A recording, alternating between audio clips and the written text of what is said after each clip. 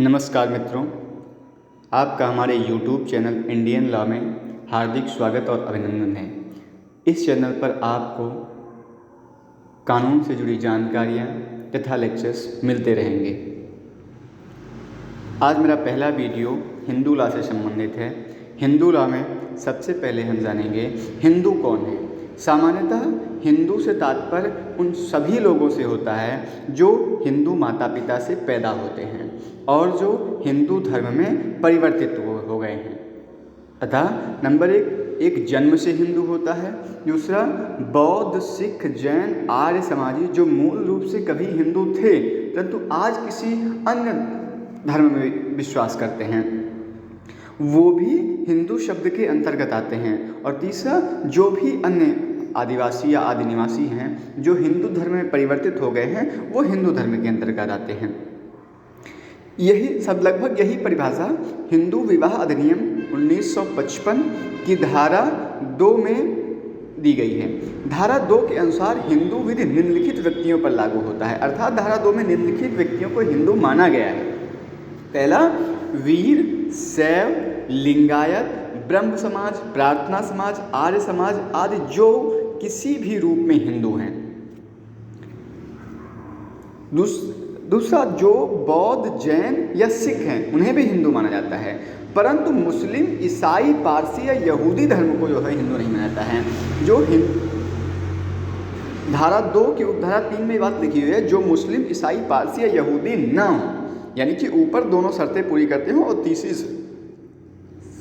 पूरी करते हुए ये इन धर्मों के लोग ना हों। और यदि कोई ऐसा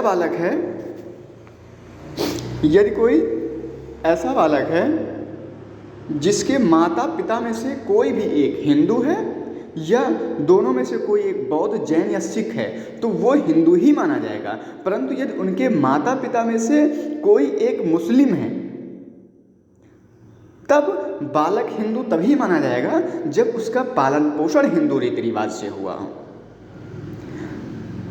एक महत्वपूर्ण बिंदु है कि हिंदू विधि व्यक्तिक विधि है, पर्सनल लॉ है या स्थानीय विधि है।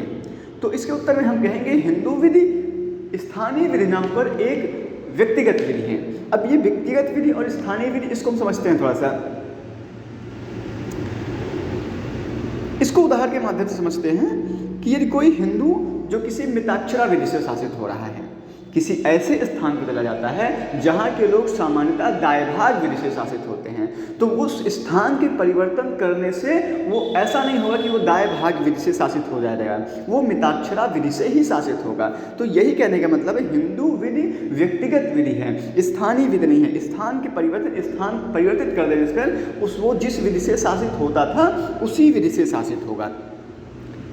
अगला टॉपिक है हिंदू विधि के स्रोत कौन कौन से हैं। तो हिंदू विधि के मुख्यतः 2 स्रोतों में हिंदू विधि के स्रोतों के 2 भागों में विभाजित किया गया है। पहला स्रोत प्राचीन स्रोत और दूसरा स्रोत आधुनिक स्रोत। प्राचीन स्रोतों में 4 चीज़ें आती हैं: वेदाज, श्रुति, दूसरा स्मृति, तीसरा डाइजेस्ट या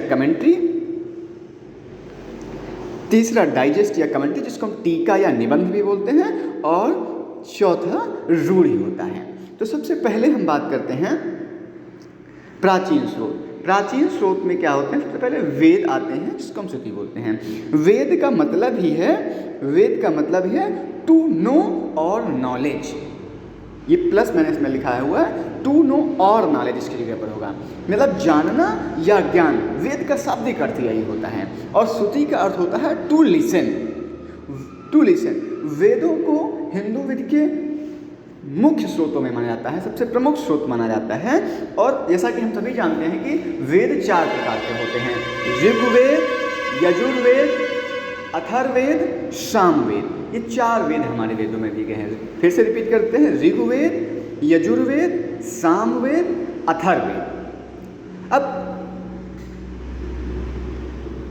वेदों के अंदर वेदांग भी अंतर्गत वेदांग हैं, और 6 प्रकार के वेदांग जो है होते हैं हमारे: कल्प, व्याकरण, छंद, शिक्षा, ज्योतिष और निरुक्त। ये 6 वेदांग होते हैं। तो ये भी हिंदू वेद के स्रोतों के अंतर्गत आते हैं, वेदास के अंतर्गत इनको लिखा जाता है। फिर से हम रिपीट करते हैं, वेदांग कौन कौन से हैं? कल्प, व्याकरण, छंद, शिक्षा, ज्योतिष और निरुक्त। उसके बाद हम आते हैं स्मृति पर। स्मृति का शाब्दिक अर्थ होता है जो स्मृति में रखा गया है। स्मृतियों को दो भागों में विभाजित किया गया है, एक धर्मसूत्र और दूसरा धर्मशास्त्र। धर्मसूत्र क्या होते हैं और धर्मशास्त्र क्या होते हैं? धर्मसूत्र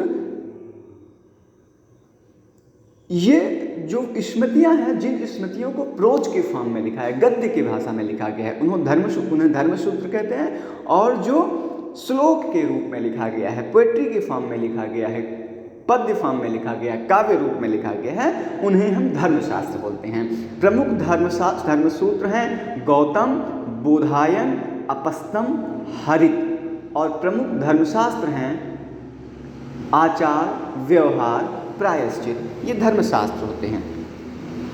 अब ये दो भागों में स्मृतियां विभाजित की गई हैं। अब कौन कौन सी स्मृतियां हैं, स्मृतियों के कौन कौन से रूप हैं? तो एक मनुस्मृति है, मनुस्मृति, दूसरा नारद स्मृति है और तीसरा याज्ञवल्क्य स्मृति है। तो याज्ञवल्क्य स्मृति में क्या है? विधि सर्वोपरि होता है, राजा विधि के अधीन होता है, ऐसा माना जाता है याज्ञवल्क्य स्मृति में। याज्ञवल्क्य स्मृति में क्या है कि ये इस सिद्धांत को, याज्ञवल्क्य स्मृति में ये माना जाता है कि विधि ही सर्वोपरि है, राजा विधि के अधीन होता है, न कि राजा को दैवी शक्ति प्राप्त होती है। दूसरी है मनुस्मृति।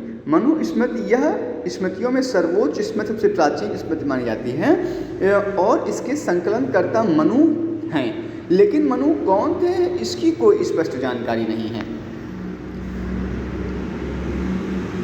और इस मनुस्मृति में कुल 2694 श्लोक हैं और ये 18 अध्यायों में बटा हुआ है। अगला है नारद स्मृति।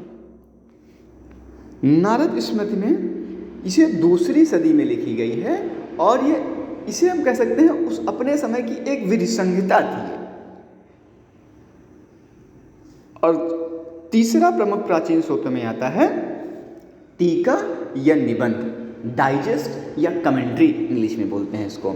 स्मृतियों की व्याख्या करने वाली कृतियों को टीका कहते हैं। जो पीछे मैंने स्मृतियाँ पढ़ी हैं, याज्ञवल्क्य स्मृति, मनुस्मृति और नारद स्मृति, उनकी व्याख्या जिसमें की जाती है उसे हम टीका कहते हैं।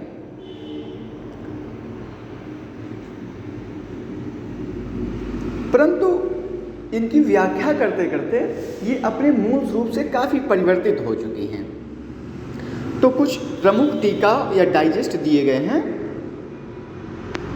पहला मनुस्मृति का टीका क्या है? मेघातिथि, गोविंदराज, कुल्लूक भट्ट, ये प्रमुख स्मृतियां हैं मनुस्मृति की। उसके बाद याज्ञवल्क्य स्मृति की प्रमुख टीकाएं क्या हैं?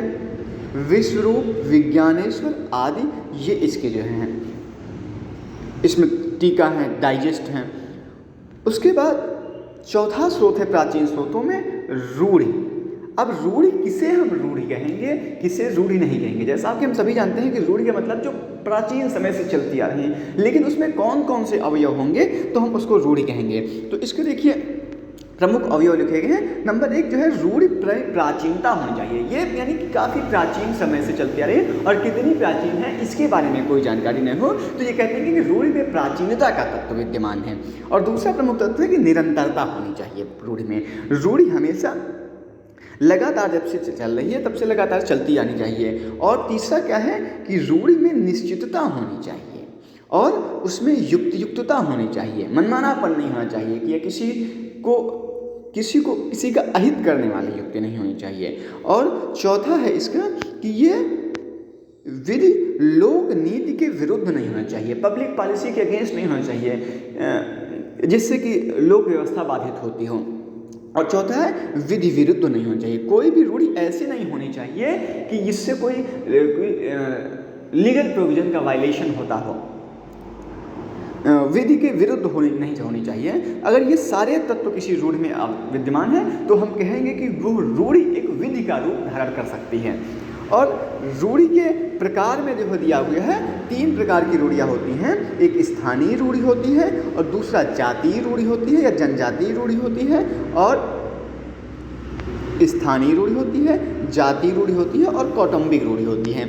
स्थानीय रूढ़ी होती है कि जो किसी एक स्थान पर जो है, जो किसी एक स्थान पे प्रचलित होती है उसे स्थानीय रूढ़ी कहती है। जो किसी विशेष समुदाय में प्रचलित होती है उसे जातीय रूढ़ी कहते हैं। और जो किसी विशेष वंश में, विशेष परिवार में जो है लगातार जो है उनके पूर्वजों से चलती आ रही है उसे कौटुंबिक रूढ़ी कहते हैं। अब दूसरा प्रमुख स्रोत है इसका आधुनिक स्रोत। आधुनिक स्रोतों को 3 भागों में विभाजित किया गया है, साम्य, न्याय या स्वात्मा। इंग्लिश में कहेंगे equity, justice and good conscience. अब आधुनिक स्रोत, और दूसरा होता है पूर्ण निर्णय, और तीसरा होता है विधायन। ये 3 प्रमुख स्रोत आधुनिक स्रोतों में माने जाते हैं। अब एक एक करके समझते हैं। साम्य क्या है? प्राचीन भारत में साम्य, न्याय और स्वात्मा के सिद्धांत पर ही न्याय किया जाता है, क्योंकि आपको मालूम है प्राचीन समय में कोई कोडिफाई लॉ नहीं था, तो इसी के आधार पर जो है न्याय होता था। तो ये कब, वर्तमान समय में इसका क्या उपयोग है कि जहां पर कोई वर्तमान सिद्धांत का अभाव होता है जिससे न्याय ना हो पा रहा हो, तो वहां पर इन तीनों के आधार पर, इक्विटी के आधार पर, जस्टिस के आधार पर या गुड कॉन्शियंस के आधार पर हम न्याय करते हैं। और दूसरा है पूर्ण निर्णय।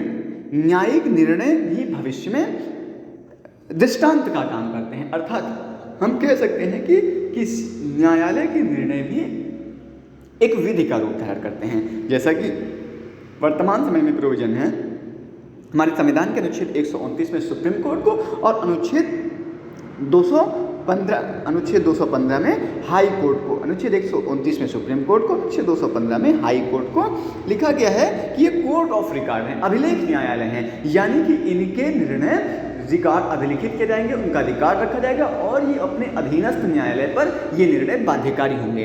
तो हम कह सकते हैं कि ये भी एक विधि का रूप धारण करते हैं। और तीसरा होता है विधायन। विधायन उसे कहते हैं जब किसी कानून को संसद द्वारा संविधान में प्रदत्त प्रक्रिया का पालन करके बना दिया जाता है तो उसे विधायन कहते हैं।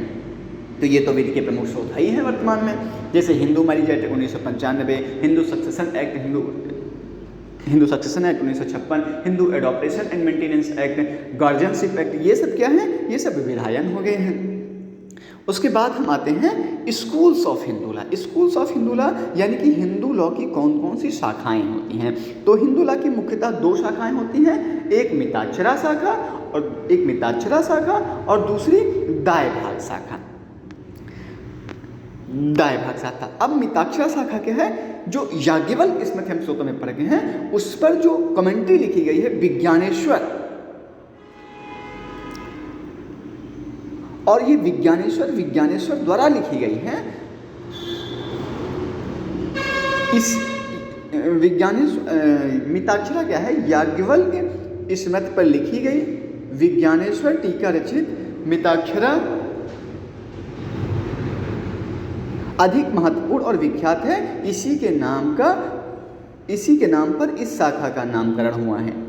यानी कि जो विज्ञानेश्वर टीका लिखी गई है, विज्ञानेश्वर ने जो टीका लिखी है, कमेंट्री लिखी, डाइजेस्ट लिखी, उसका नाम है मिताक्षरा। उसी के आधार पर इसका नाम मिताक्षरा रखा गया है। बंगाल और असम को छोड़कर लगभग पूरे भारत में मिताक्षरा की विधिक उपशाखा को मान्यता प्राप्त है। अब मिताक्षरा शाखा की भी कई उपशाखाएं होती हैं, तो इसकी 4 प्रमुख उपशाखाएं हैं। एक वाराणसी शाखा, एक मिथिला उपशाखा, बम्बई या महाराष्ट्र उपशाखा, द्रविड़ उपशाखा। वाराणसी उपशाखा है, ये उत्तरी पश्चिमी भारत में इसका विस्तार है, और इसके प्रमुख ग्रंथ जो है वाराणसी शाखा के वीर मित्रोदय हैं। मिथिला उपशाखा ये बिहार के प्रमुख कुछ जिलों में पाई जाती है, इसका विस्तार बिहार के कुछ जिलों में है। इसके प्रमुख ग्रंथ है चिंतामणि, विवाद रत्नाकर। और तीसरी उपशाखा है बम्बई उपशाखा। ये पश्चिमी भारत में इसका विस्तार है। महाराष्ट्र, गुजरात में भी कुछ जिलों में है। इसका प्रमुख ग्रंथ है व्यवहार मयूर और चौथी उपशाखा है द्रविड़ उपशाखा। दक्षिण भारत में इसका विस्तार है। इसके प्रमुख ग्रंथ है पाराशर स्मृति, चंद्रिका, माधवी, सरस्वती विलास, इसकी प्रमुख शाखाएं। मिताक्षरा एक रूढ़िवादी शाखा माना जाता है। और दूसरी शाखा है दाय भाग शाखा। अब दाय भाग शाखा है, ये दाय भाग जो जीमूत वाहन द्वारा रचित दाय भाग पर आधारित है। दाय भाग एक कमेंट्री है, डाइजेस्ट है। जीमूत वाहन इस शाखा के संस्थापक हैं। यह शाखा बंगाल और असम में मुख्यतः नागालैंड, मणिपुर, अरुणाचल प्रदेश, मेघालय, त्रिपुरा, सिक्किम में प्रचलित है। अब हम देखते हैं कि मिताक्षरा शाखा और दाय भाग उपशाखा में अंतर क्या क्या है। तो पहला अंतर देखते हैं कि ये उपशाखा असम और बंगाल को छोड़कर संपूर्ण भारत में पाई जाती है। कौन सी? मिताक्षरा वाली। और दाय भाग ये असम, बंगाल, इन दो राज्यों में या इसके आसपास कुछ जिलों में पाई जाती है। विस्तार है इसका। संपत्ति मिताक्षरा विधि में संपत्ति का अधिकार जन्म से होता है, जबकि दाय भाग में मृत्यु के बाद संपत्ति पर अधिकार प्राप्त होता है। तीसरा है संपत्ति बेचने का अधिकार पिता का सीमित होता है। मिताक्षरा विधि में पिता का अधिकार संपत्ति बेचने पर सीमित होता है और इसमें पुत्र पिता के विरुद्ध बंटवारे का दावा कर सकता है, परंतु दाय भाग में पिता को हस्तांतरण का पूर्ण अधिकार होता है। चौथा अंतर है कि संयुक्त परिवार में एक सदस्य की मृत्यु के बाद उसका हिस्सा अन्य लोगों को उत्तरजीविता में से चला जाता है, परंतु वर्तमान समय में हिंदू सक्सेशन एक्ट 1956 द्वारा उत्तरजीविता के सिद्धांत को समाप्त कर दिया गया है। दाय भाग में है मृत्यु के बाद हिस्सा उत्तराधिकार के अनुसार उत्तराधिकारियों को मिलेगा। हस्तांतरण के संबंध में क्या अंतर है मिताक्षरा और दाय भाग में? जब तक विभाजन नहीं होता है तब तक सदस्य अपना भाग दूसरे को नहीं बेच सकते हैं। मिताक्षरा में है, परंतु दाय भाग में क्या है? विभाजन के पूर्व अपना हिस्सा बेच सकता है।